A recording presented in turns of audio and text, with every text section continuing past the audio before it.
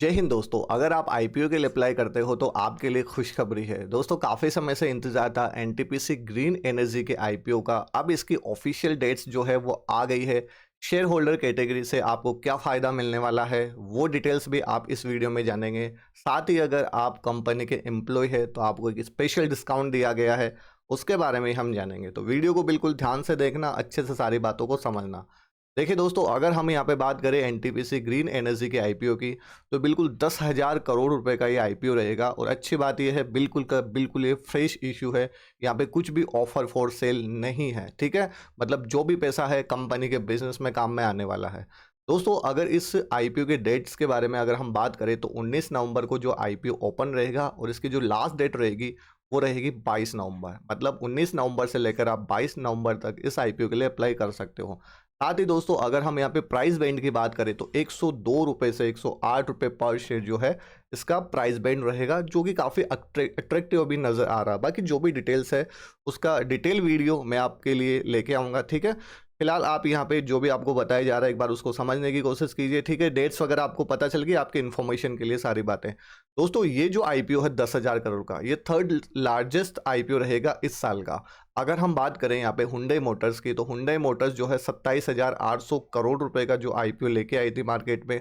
हालांकि इसकी जो लिस्टिंग है वो बिल्कुल नेगेटिव रही थी, ठीक है। लोगों ने अपना इंटरेस्ट यहाँ पे नहीं दिखाया था, क्योंकि इसका जो प्राइस बैंड है वो अट्रैक्टिव नहीं था। वो वैल्यूएशन के हिसाब से अच्छा खासा महंगा नज़र आ रहा था। वहीं दोस्तों, अगर स्विगी आईपीओ की बात करें तो स्विगी का आईपीओ भी 11,300 करोड़ रुपए का आईपीओ था, ठीक है। इसमें भी लोगों ने ज़्यादा इंटरेस्ट नहीं दिखाया, क्योंकि इसका भी प्राइस बैंड थोड़ा महंगा कहीं ना कहीं दिख रहा था, ठीक है। हालांकि इसकी लिस्टिंग जो है आज होने वाली है, मार्केट में पता चल जाएगा इसकी एक्चुअल डिमांड क्या रही थी, ठीक है। नेक्स्ट दोस्तों, अगर हम बात करें इस आईपीओ के बारे में, तो डेट्स तो मैंने आपको बता दी कि जो आईपीओ है 19 नवंबर से स्टार्ट होगा और 22 नवंबर जो है इस आईपीओ की लास्ट डेट रहेगी। सिंपल बात। अब अगर हम यहाँ पे बात करें, एंकर बुक के लिए यहाँ पे रखे गए हैं 3,960 करोड़ रुपए, ठीक है। साथ ही अगर दोस्तों हम बात करें कंपनी के एम्प्लॉयज़ के बारे में, देखिए कंपनी अपने एम्प्लॉयज़ को फ़ायदा दे रही है, ये अपने आप में बहुत अच्छी बात होती है। 200 करोड़ रुपए के जो शेयर है वो कंपनी के एम्प्लॉय के लिए रिजर्व रखे गए हैं। और उन्हें एक स्पेशल डिस्काउंट भी दिया जाएगा, 5 रुपये पर शेयर। अगर 100 रुपये का एक शेयर है तो उनको 95 रुपीज़ में ही शेयर मिलेगा। तो एक बहुत अच्छी बात है कि कंपनी जो है अपने एम्प्लॉय को अच्छा खासा डिस्काउंट यहाँ पे दे रही है, ठीक है। चलिए नेक्स्ट दोस्तों, अगर हम बात करें, जैसा कि मैंने आपको यहाँ पे बताया है और पहले भी मैंने इसके रिगार्डिंग वीडियो बनाया था, इसमें शेयर होल्डर कैटेगरी है और शेयर होल्डर कैटेगरी के 10% शेयर है रिजर्व। अब शेयर होल्डर कैटेगरी का क्या फ़ायदा है वो आपको इस वीडियो में आगे जानने के लिए मिलेगा, तो वीडियो को एंड तक बिल्कुल ध्यान से देखना। अगर आप शेयर मार्केट में नए हो, आईपीओ के मार्केट में नए हो, तो आपके लिए ये जानकारी बेहद यूजफुल साबित हो सकती है, ठीक है। तो 10% जो है यहाँ पे शेयर जो है रिजर्व रहेंगे शेयर होल्डर कैटेगरी के लिए। अब टोटल 10,000 करोड़ के साइज है, तो यहाँ पे 1,000 करोड़ रुपए के जितने भी शेयर रहेंगे वो शेयर होल्डर के लिए यहाँ पे रिजर्व रहेंगे। मतलब अगर शेयर होल्डर कैटेगरी में अगर आप आईपीओ लगाना चाहते हो तो आप 10,000 करोड़ रुपए तक का इन्वेस्ट यहाँ पे कर सकते हो। सिंपल अगर बात में आप यहाँ पे समझ पाओ तो, ठीक है। नेक्स्ट दोस्तों, अगर हम यहाँ पे बात करें, क्या बहुत स्पेशल बात है वहीं शेयर होल्डर कैटेगरी वाले कि शेयर होल्डर कैटेगरी के लिए कौन एलिजिबल होगा, जिसके डीमेट अकाउंट में आरएचपी फाइल होने की डेट से पहले ये जो शेयर है उसके डीमेट अकाउंट में होगा। कौन सा? NTPC limited. अब एनटीपीसी लिमिटेड कौन है भाई साहब? एनटीपीसी लिमिटेड जो है इसकी पेरेंट कंपनी है, ठीक है। किसकी पेरेंट कंपनी है? ये जो एनटीपीसी ग्रीन एनर्जी का आईपीओ है, ठीक है। मतलब एनटीपीसी ग्रीन एनर्जी जो है कंपनी है उसकी पेरेंट कंपनी है एनटीपीसी लिमिटेड। एनटीपीसी लिमिटेड अगर बाप है तो एनटीपीसी ग्रीन एनर्जी उसका बेटा है, ठीक है।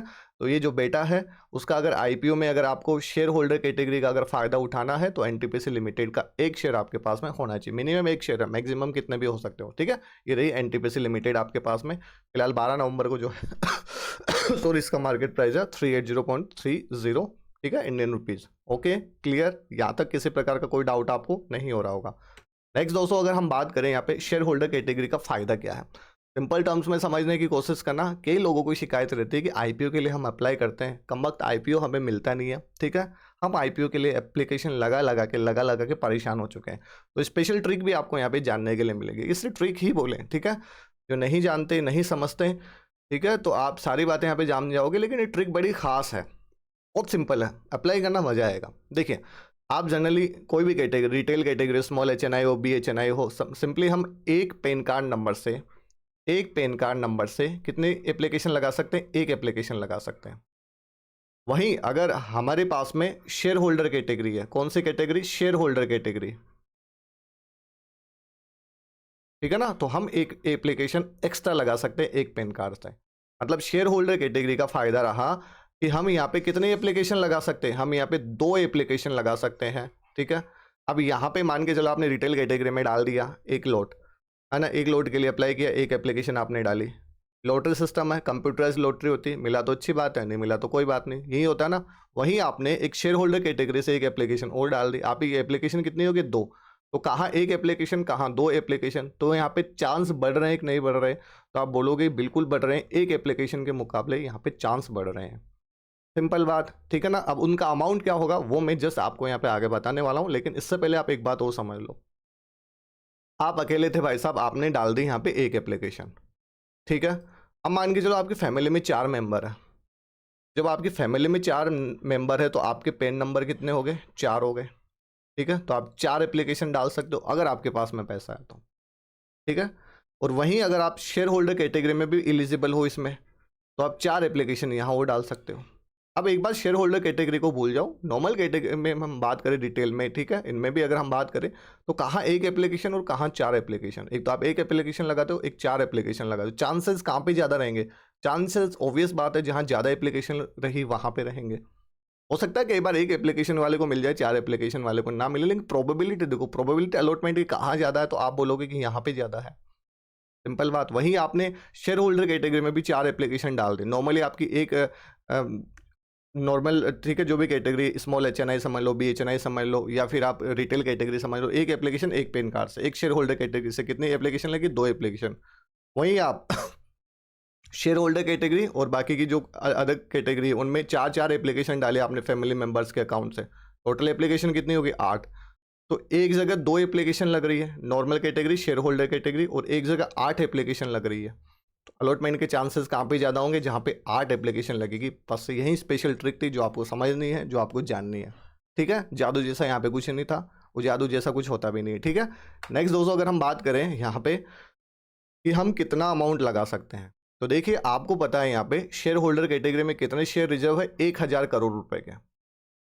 कितने शेयर रिजर्व है? 1000 करोड़ रुपए के शेयर रिजर्व है। अगर आप सिर्फ शेयर होल्डर कैटेगरी में अप्लाई करते हो तो आप 1000 शेयर के लिए यहाँ पे अप्लाई कर सकते हो, सिंपल। नेक्स्ट दोस्तों, अगर आपको तो एक एप्लीकेशन लगी यहाँ पे, तो कितनी एप्लीकेशन लगी? एक एप्लीकेशन एक पैन कार्ड से, सिर्फ और सिर्फ शेयर होल्डर कैटेगरी में। लेकिन अगर आपको 2 एप्लीकेशन लगानी है, जो बाकी की कैटेगरीज है, retail category, small HNI, BHNI, अगर आपको इनमें भी लगाना है तो आपकी एप्लीकेशन लगेगी कितनी? 2। कितनी एप्लीकेशन लगेगी? 2 एप्लीकेशन आपके पास में लग जाएगी। एक एप्लीकेशन जब आप शेयर होल्डर में लगाते हो, दूसरी मान के चलो आप रिटेल कैटेगरी से लगाते हो, तो 2 एप्लीकेशन हो गई। तो शेयर होल्डर कैटेगरी में अमाउंट फिक्स हो जाता है कि आप मिनिमम तो एक लोट लगा सकते हो। ये तो चलो ठीक है, एग्जांपल के हिसाब से मैंने 14,900 से लिया, बाकी इसके प्राइस बैंड के अकॉर्डिंग इसका प्राइस लेके नेक्स्ट वीडियो में आपको कंप्लीट डिटेल के साथ मैं बताऊंगा कि IPO के लिए भी आपको अप्लाई करना चाहिए, नहीं करना चाहिए, ठीक है। साथ ही अगर यहाँ पे हम मिनिमम तो एक लोट लगा दें, मैक्सिमम लगा सकते हैं अप टू 2 लाख रुपीज़, ठीक है ना, अप टू 2 लाख रुपीज़, ठीक है।